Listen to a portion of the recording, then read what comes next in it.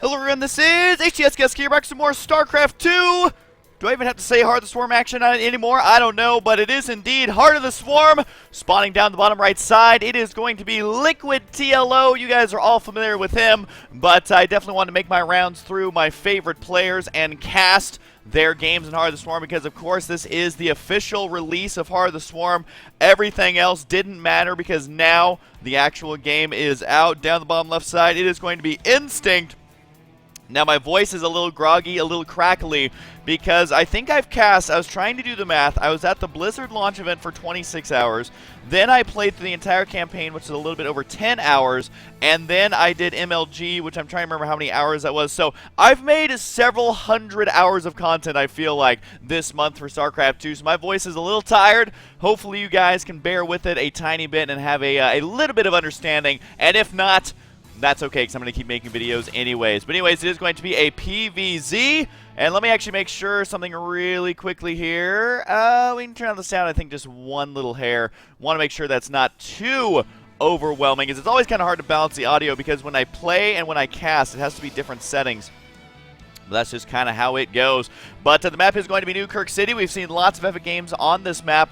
Epic games, that's the word I'm looking for. TvZ on this map tends to be a little bit ridiculous. We'll see if PvZ ends up being the same way. But again, guys, if you have not picked up Heart of the Swarm, I know I've said a lot already, but overall, universally, I would say that the game is highly praised. The single player is pretty good. It's about 10 hours to beat if you played it as quickly as I did, although I did do all the dialogue and stuff, so it wasn't like I was speeding through. But I do believe that my playlist was about 10 hours long, so if you like single player, you can weigh if you think the game's worth it or not. I would say, though, all the multiplayer units definitely make it worth it.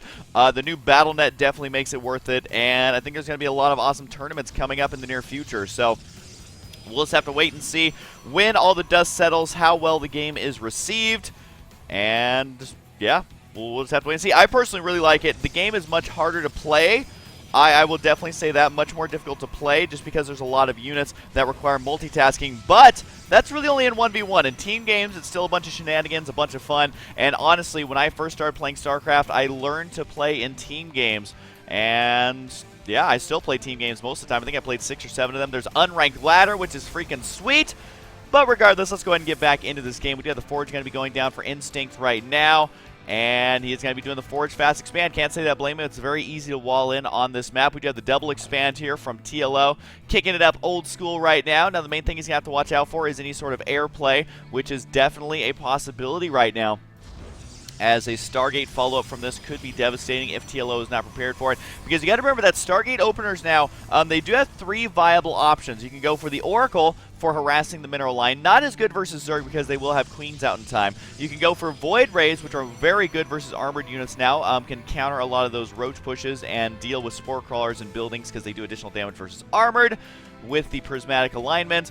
Or you can actually go Phoenix versus Zerg, because the Phoenix are slightly better than they used to be in Wings of Liberty. They got that slight range buff and are just very, very good. We saw MC use it to great effect versus Terran players using those Phoenix. I think we're going to start seeing a lot more Sky Toss, just because, again, all the new units they added for Protoss, every single one is a flying unit. So it'd be kind of silly if Protoss players didn't at least experiment around a little bit with that. Now the Queen is going to go down onto the low ground here at the 3rd base, as actually, no, one thing TLO loves to do is send out an Overlord with a Queen and start creep spread in the center of the map. Looks like this one, though, is going to be for that 3rd base. Should be ready to puke all over that hatchery like a good Queen.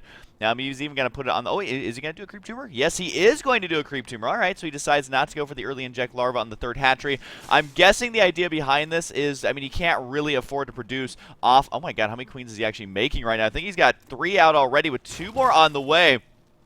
So TLO's saying, you know what, he is walled in. That probably means a Stargate opener. That probably means no gateways going to be producing units anytime soon. So actually going a lot of queens here might be a good idea. I think TLO is really going to be focusing on creep spread this game, as well as anti-air. We do actually have a Stargate on the way, so this is a great read by TLO. He does have an Overlord in a pretty good spot to be able to potentially spot any of those air units. The Stalker here is trying to take it out, just barely out of vision range. Oh, well, actually... How does that start? I feel like this vision is weird, but apparently does not see the Overlord right there. Yeah, you can see the little circle right here. It's just barely out of range. But he knows there's an Overlord there. He probably knows there's one over here as well. Yeah, he can actually see the one over here. So might send the Stalker over there just to go ahead and deal with that. push it back a tiny bit. It is going to be Phoenix here from Instinct, and if you're watching this going, well, that's not very good, that is a lie. Phoenix are very, very good right now, and can be mixed in with the SkyToss army later, especially if you retain those Phoenix. They can be good in the late game because they absorb shots from those Corruptors, allowing you to go for Void Rays, allowing you to go for Colossus. Void Rays are really good versus Corruptors in general right now as well, so definitely something to keep in mind if you're a Protoss. Now, speaking of which, TLO right now going for a lot of drones here and going for the pneumatized carapace. Hopefully I'm saying that correctly, probably not, but anyways, that means that he's getting Overlord speed. He's a little bit worried about those Phoenix we were talking about just a moment ago, and Phoenix are very fast. They have a nice little range of 5, and they do extra damage versus light units. The creep starter for TLO actually starting to really kick in here as he does at the 8-minute mark, about reaching the middle of the map. Very impressive there. We do have a Zerg going to be scouting around. Did actually not spot that probe. I gotta say, this is a great read by TLO to scout for the probe, but look at that hiding spot over here, narrowly avoiding it. And a lot of people don't know what these are about. They're relatively new. These are the cooling towers, also known as collapsible rocks in tower form, but these only have 500 HP, and they will collapse to lock down certain areas of the map. Kind of cool stuff. I always like those mechanics. Here comes the Phoenix right now. I think TLO, though, is already prepared for this. Look at this. He's got a creep tumor on the high ground to be able to connect these two bases. Might end up losing a queen right here, but he is allowed to do this at this point. As long as he keeps his queens together, he's not going to end up losing that many. Also going to be losing a couple of drones right now. Spore Callers are on the way. I can't help but feel, though, like TLO is actually going to be fine here, because you got to remember that with Phoenix, you have to do so much damage that it's actually absurd, because the Zerg player is already on 3 bases. He is already going to be maxed out like a champ if you allow him to get as many roaches as he might like. And so right now it looks like TLO going to be poking up the ramp here, see what's going on. I don't think he's going to be able to break this, but might be able to take out the cannon and put on a little bit of pressure. Could take out the Forge as well. And we actually have shield upgrades on the way for Instinct first. A very interesting choice. Normally you're going to be seeing the armor upgrade for Zealots or the attack upgrade for Stalkers, but I think he's going for the shield upgrade since he has air units. That is the one upgrade that both ground and air units will benefit from. I love how these 2 roaches actually snuck in here. We'll be able to kill off a couple of probes, and down goes the Cybercore, trying to warp in Zealots here to prevent these units from running by any further.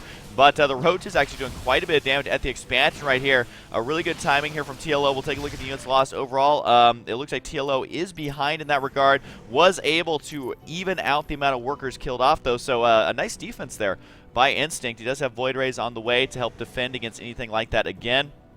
Because remember, with Prismatic Alignment, realigns the Void Rays Prismatic Beam to gain +6 damage versus armored units for 20 seconds. That may not sound that great, but remember that a Void Ray attacks. So what is the rate that a Void Ray attacks at, actually? It is 0.5, so it doesn't attack. I mean, it's a beam that's constantly doing damage, but it's every 0.5 seconds. So in 1 second, you do 12 additional damage. I know I'm a math genius, but basically what that means is that armored units do not stand a chance versus Void Rays. Keep in mind that Overlords and Roaches both count as armored, so TLO is going to have to be very careful here with the fact that he's getting so many armored units out. But look at his creep spread. If you're wondering how he did this without connecting it, what he's doing is roaming around with an Overlord and planting down creep tumors, and this is something that is amazing to watch. I think TLO is definitely onto something here. This is a great idea. I think we're going to see more and more players do this. There's really no reason not to that I can think of, as long as you don't lose the Queen or the Overlord. But losing the Overlord, I guess, isn't that big of a deal. Here comes the Roaches right here, and one thing that a lot of Zerg players have been struggling with is SkyToss, which is exactly what Instinct is going for, so we'll see exactly how much damage he can do here. He's going to run into the main base, kills off the cannon, which will open up for more counterattacks later. 1 photon cannon going down in the mineral line as TLO has managed to slip his way in here. Nice Phoenix usage here, going to be picking those up, but that means the Roaches are just basically inside the main base, doing lots of damage, maybe able to delay that Colossus tech even further. I almost feel like killing off the units as much as possible might be a better choice, but going to go for that, and will be able to get it. The more you can delay Colossus, the better. Oh my god, he's going to kill it off, right? Okay, there it goes. But I got to say, TLO losing a lot in that engagement, almost everything. However, the fact that he's keeping Instinct in his base for so long means that he can secure a 4th base now before Instinct is able to secure his own 3rd. So that's going to be something that, you know, TLO will be spending more money because he's mining more money, which means he can sacrifice those units much more often. But Instinct doing what he needs to, retaining the important units. He did lose a couple workers there, though. I think about losing about 7 more in that engagement, so losing 13 at the end of the day. It does look like the Robotics Bay is going to be on the way, but look at this creep spread. It is a little bit silly at this point. He's even spreading it all the way to the north. He's going to be connecting these creep islands, I guess we'll call them. The creep islands over here got to be delaying the 4th base right there, and so that will force Instinct to have to go to this location as well, which is definitely an interesting amount of creep spread. I think that maybe this creep tumor will be the one that gets taken out or the one that comes after it, but TLO doing everything he needs to here. Lots of Hydralisk on the way. He does have the +1 attack on the way, already with the +1 armor. I was going to say he should probably get 2 Evo Chambers at this point. He does have 2, but has not quite been able to afford producing extra upgrades just yet. But seriously, TLO's using map hacks at this point. He has so many creep tumors on the map. Does it show you creep tumors in the structures tab? I can't remember if it does. Yes, 54 creep tumors is how many he has right now, and I have a feeling he's just getting started on that, and look, even building more right there. And thank you to Blizzard for adding creep tumors into the unit counting station, just so I can talk about that, because it is absolutely silly. Now, one thing that Zerg players are really struggling with is Protoss on 3 to 4 bases getting maxed out with air and ground units. There's the Photon Overcharge. May have been a little bit premature, but at the same time, he has had the Mothership Core for a little bit, so wants to get rid of some of that energy. Might be able to kill off the Nexus right here. The Prismatic alignment on the Void Rays, I don't think it's going to be helping out that much anymore, because there's really only Hydralisk remaining. Trying to focus down the Nexus right now. Will he be able to get it? It looks like the answer is yes. Although will pay the price with a couple of Hydralisk kills right there. The Hydralisk is going to be swinging around right now. The Zerg is swooping around as well. But the Colossus really being the saving grace here for Instinct's army. Going to be scaring this army away. That Infestor went for the ride of his life, but the Phoenix did get taken out there. So really, kind of curious to see how that shaped up. Looks like TLO did have a favorable engagement there, but with the 3rd base on the way for Instinct, he's not going to be able to move out anytime soon. If he does try and move out, the vastly superior army of TLO, taking a look at the army supply right now, 89 to 71, that is only going to grow, as now it is 91. He does have Lings on the way, an Ultralisk Cavern, a Spire. He's got every upgrade in the book, actually working on all 3 upgrades, so that means he has 3 Evo Chambers right there, which is actually pretty sexy here, a macro style of TLO, always fun to watch. And this is only on 4 bases. You would have expected a 5th base by now, which is what he's going to go ahead and do, throwing down a 5th base here.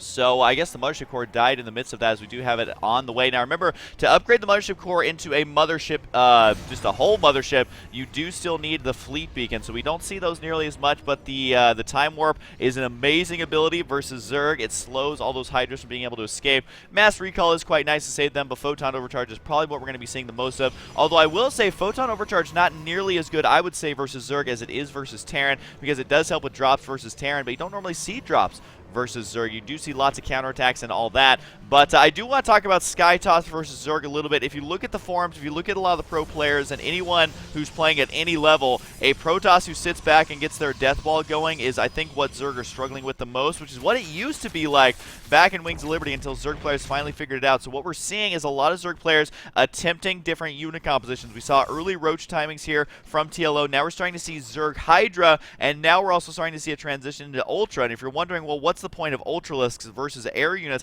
You got to remember that if the Ultralisk can kill everything on the ground, if you're able to get enough ground units, then the air units aren't nearly as terrifying, especially if they haven't had time to get maxed out on just air units. So that's going to be TLO trying out a good unit composition. And I do want to say that this game is at the Grandmaster level on the European server. TLO is almost #1, actually, on the European ladder right now for Grandmaster. So that is something that is definitely worth keeping in mind, as TLO has been playing a lot of games. I think a couple hundred games already, and the game's only been out for a couple of days. I guess maybe like a week at this point. But, yeah.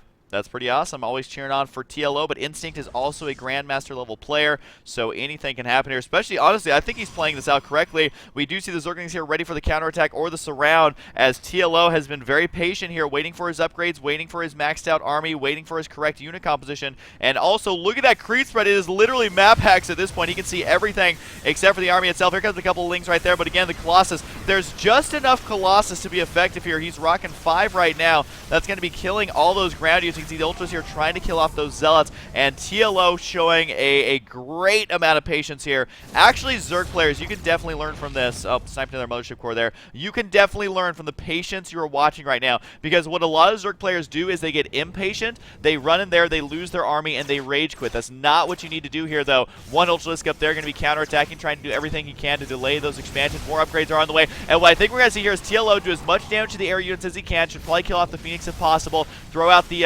Fungals there for those sentries right there, which is exactly what he's doing.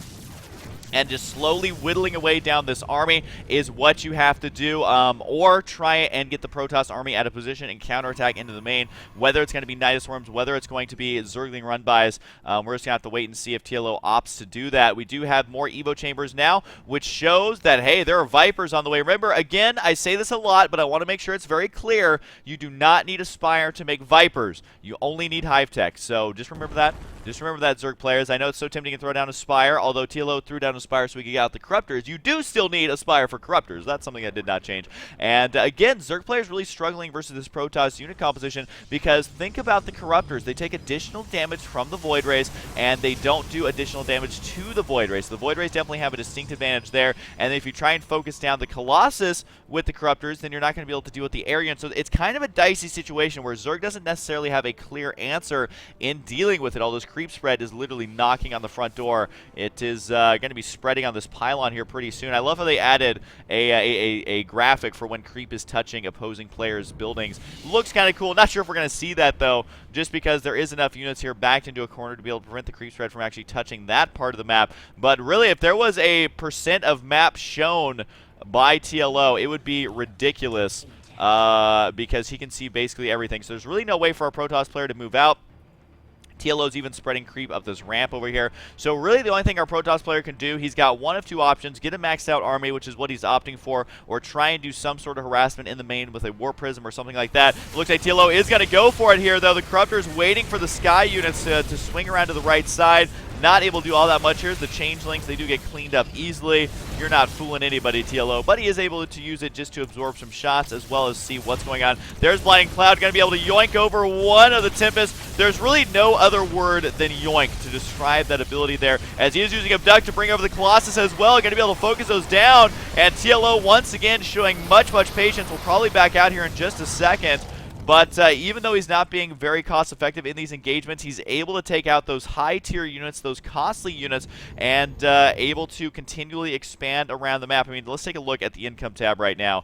As, whoa, accidentally sped that up just a tiny bit, but the income right now is 1700, and our Protoss player has finally secured a 4th base right now. So TLO's in pretty good shape. He's actually got a very low drone count, which I think is something that is very important right here, in that the low drone count is going to help him have a much larger army, which is what he needs to help deal with the Protoss death ball that we're seeing. Again, this reminds me kind of, oh, look at that one little sneaky creep tumor there, just to delay this even more.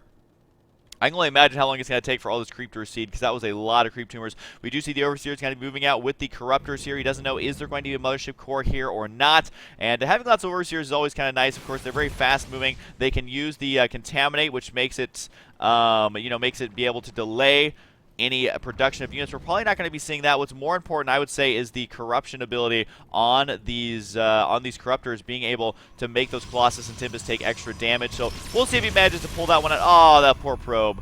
That poor probe may have been making more supply, actually, for the observers and all of that. I think he's intentionally doing this to kill these off, because at this point he may have a few too many workers, might be a little bit oversaturated on some of these bases. And actually, no, he's got relatively low working count. He is slightly oversaturated at this base, though, but it does look like right now TLO is going to be using Blinding Cloud right away. You can see that the Changelings here trying to attack, but they can't, because they're just Changelings, as the Blinding Cloud is going to be preventing those cannons from really doing all that much.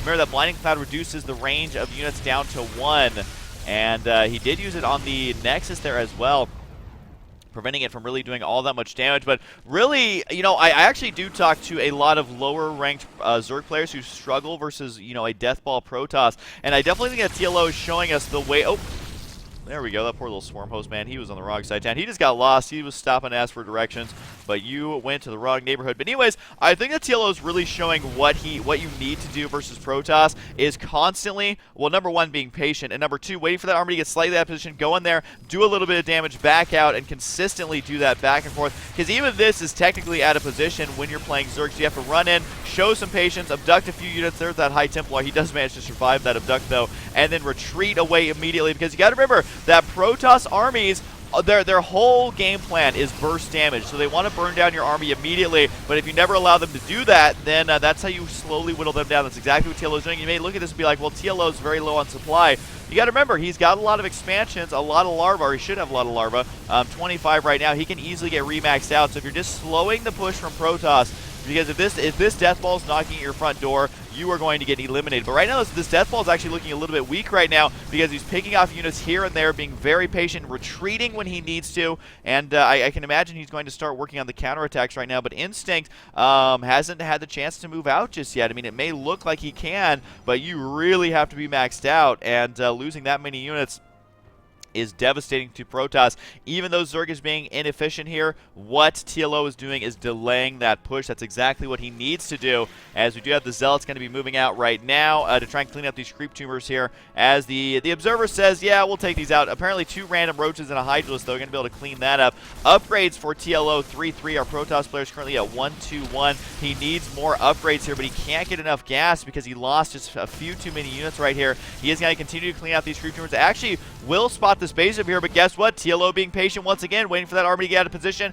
He's going to attack this expansion. Notice he's trying to work down the debris to begin attacking the expansion up here, and also be able to kill the expansion, the third base. So if he can kill the third base, oh, DT's over here. If he can kill the third base, that's going to expose the fourth base. Here come the Corruptors now. Got to be able to take out these air units. That poor Colossus getting one shot there. And again, this is what you have to do. Attack, retreat, get him out of position, attack again, and retreat. TLO playing a phenomenal game here, although our Protoss player is still being much more cost-effective in this game overall. So if he can get that death ball at the Zerg player's main base, then he's going to be in good shape, but the Corruptor count is getting so freaking high right now. Nice Storm there, trying to scare those units away. I'm not sure how much damage the Storm did, but it was a very high number, as those units are all now in the yellow. But at this point, I think Instinct's only option is to move out, try to attack, and make something happen here. But if he does that, the counterattack potential for TLO is huge. At this style of play and at this stage of the game, you basically have to go all in as Protoss, because you have to leave your main base undefended. You don't have anything to defend it with, because you need every single unit in the upcoming engagement. But TLO has managed to whittle down this army a substantial amount. He's been able to use the Abduct, Blinding Cloud very well, and TLO is showing us that, number one, a Zerg player can be ranked very highly on the Grandmaster League, I guess. I almost said Grandmaster server. That'd be kind of crazy, a server with only Grandmasters on it. That'd be pretty intense. But it does look like, once again, TLO showing a lot of patience here, going for the expansions as soon as that army moves out. And you can tell Instinct really wants to kill off these outlying expansions so he himself can expand. But the second he moves out, that's when TLO engages. There's the yoink ability of the Vipers. Able to take those out. And remember that using that ability doesn't really cost all that much energy. It's only 75 energy there, which is quite intense. The Ultras over here chasing down the probes. Ultras are so good. 26 kills on that Ultra. 28 when all is said and done. He eventually goes down, but he had the Metamorph rank. Not something you see very often, just because Zerg units are so sacrificial usually. And it does look like the Lings over here are going to try and counterattack. Might be able to get in there. Whoa! Warping that in literally at the last possible second, as those units will get cleaned up here by Instinct. And I gotta say, this is almost beautiful to watch TLO play this, because you can't engage the army directly. You have to pull over a couple of units. You have to use the Fungals. You have to use the quick Corruptors. You have to use the Hydras. There's actually a lot going on here for TLO, while Instinct is trying to play it a much more safe Sky Toss style. Yes, he will kill off that Ultra, but unless he gets more harassment going, I do like how he killed this, by the way. Ah, that poor larva. It was nice knowing you. They always explode the second they get off creep there. But it does look like some more Zerglings going to be running through here. But guess what? Warp in right there. Force field got to deny that. And TLO again, as soon as that army moves out of position just a little bit, goes for the air units. And if you're wondering why the Tempest got left behind, it's just because they have such a long attack range that you have to very specifically individually micro them here. Oh man, this is awesome to watch for TLO, being so cautious with his units. One mistake here will cost him the game. Units lost has finally equaled out just a little bit, but it looks like Instinct realizes, I don't have any more income. I've got to go with what I've got, and we'll see if TLO can deal with it. It looks like he will be able to. The Zerg's got to get a nice round. Blinding Cloud making those Colossus not really do anything, and there's the GG from Instinct, as TLO is showing us how to deal with the big old Sky Toss Death Ball. I think that it is definitely one of the strongest unit compositions in the game right now, as players, especially Zerg, are trying to figure out how in the hell do I deal with this. So I think it's a great learning experience for Zerg players out there. You got to have good creep spread. You have to be very patient. You have to pick your battles, retreat often, and do not overcommit to a single attack. It sounds easy, but as we saw here in this game, it is very difficult, because honestly, if TLO would have over-engaged just once, he would have actually ended up losing this game. So great game to TLO. Lots of awesome potential here with Heart of the Swarm. So let's go ahead and cast more games. Hope you guys enjoyed, and I'll see you guys next time.